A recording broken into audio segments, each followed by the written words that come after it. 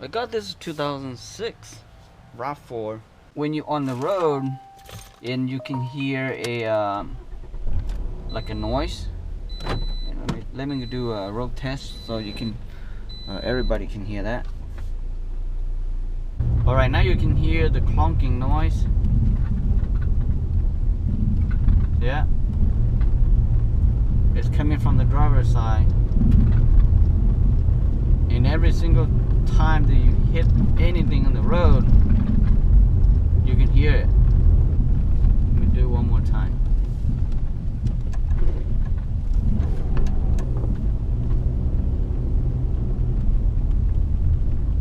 Let me get the pump right here.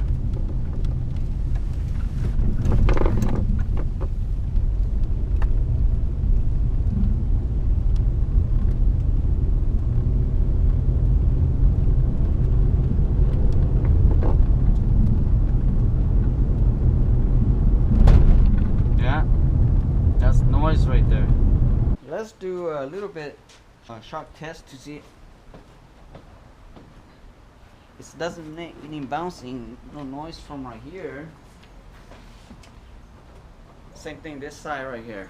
Okay, but let me take out the wheel and to see anything in under the wheels. As I took the wheels off, and you can see that all this leaking, you know, from the shock already. So I don't think that would be a good sign, even though the noise is not coming from here, but as a sign like this, it's pretty good sign that it could be from here. Or even though you see a shock leaking like this, you know, it's time to replace anyway. If noise but there's no leak, then I will move on to some other area. But if leak like this, then I can't leave it like this. I have to fix it. So I need to detach the sway bar linkage right here, because I bought the complete set, because come with the shock and stress and all that stuff and bushing, complete one, so I don't have to replace so many stuff, and that actually lasts longer. To remove the 17 out of the way, and then take out the 22 right here.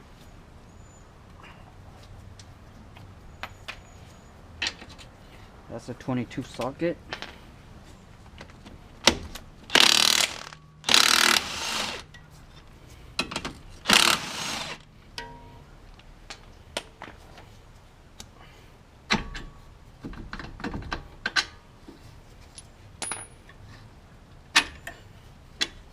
Okay, let's fall down. You see how loose it is? So much play. Okay, so I'm going to loose the top. From the top here, you have 3 bolt holding right here, so I'm going to use a 14. You can use a socket, or you can use a close range box right here. Okay.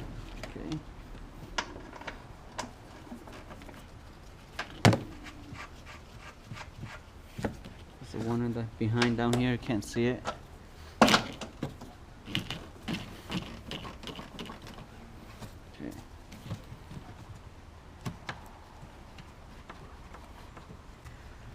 Okay, that one.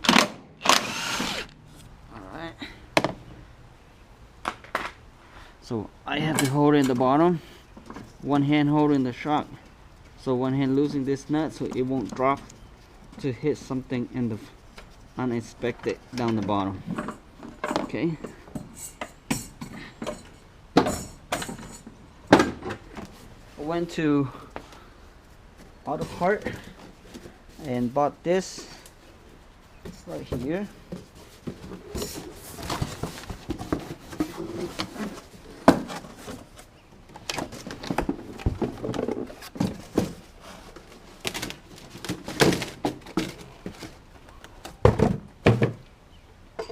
This one's the opposite one.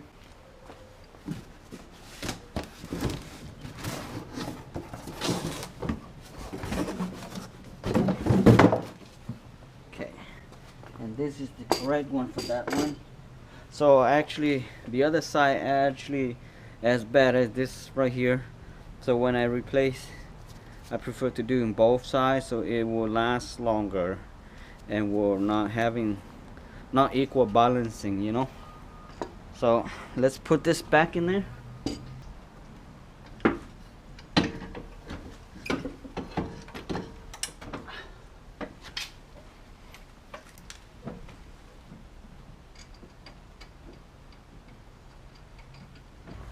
Top here, do the same thing, just reverse what you're taking out. Okay, so now the socket is different now because it's aftermarket nut is bigger, and this is a 15, the other one's a 14. You can keep the stock one or you can chain with the new one.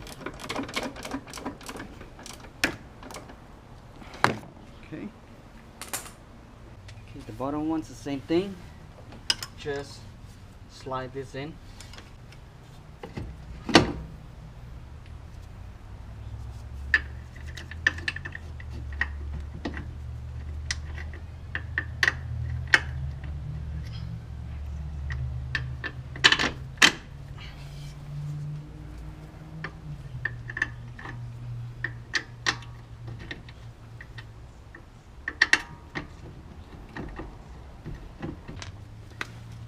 Socket.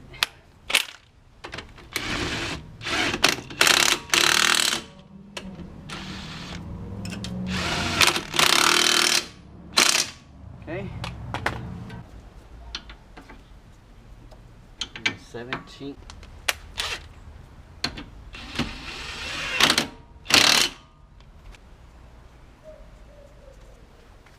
Okay. Change the impact.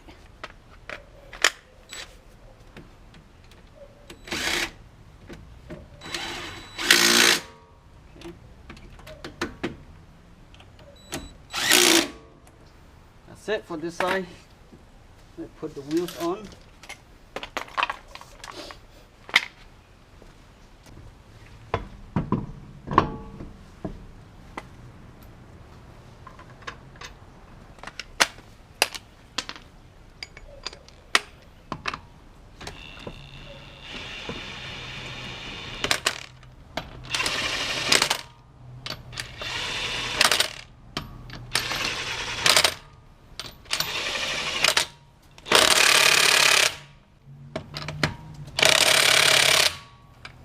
This is an 80 foot-pound bar, okay?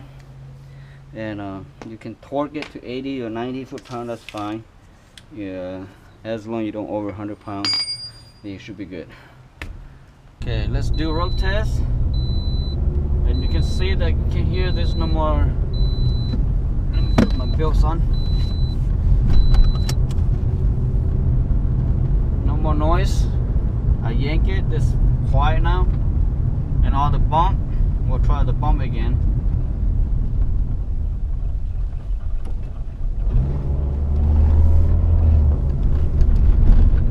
Super quiet. All the bump does not make any noise, and the steering is very solid now. Okay, it's not have a lot of play like it used to be, and every single bump that's not making no noise. See that? Less. Just a regular noise like a normal car, okay? The two in the back, I would say a 200,000 mile like this. I haven't checked, but I believe it's time to replace that as well, because 200,000 miles, so the shock probably almost the same in condition as the front. But the back doesn't have a lot of load like the front, so it should be good. Alright. Thank you for watching, and hopefully you find your problem, you know, through watching this video, and you know how to fix your own. So I prefer that, you know, if you don't have all the equipment, then you replace complete like the one I just have. part, everything come up to like $400, and you do yourself, so you don't have to pay nobody. Okay, thank you for watching now. Bye bye, see you next video.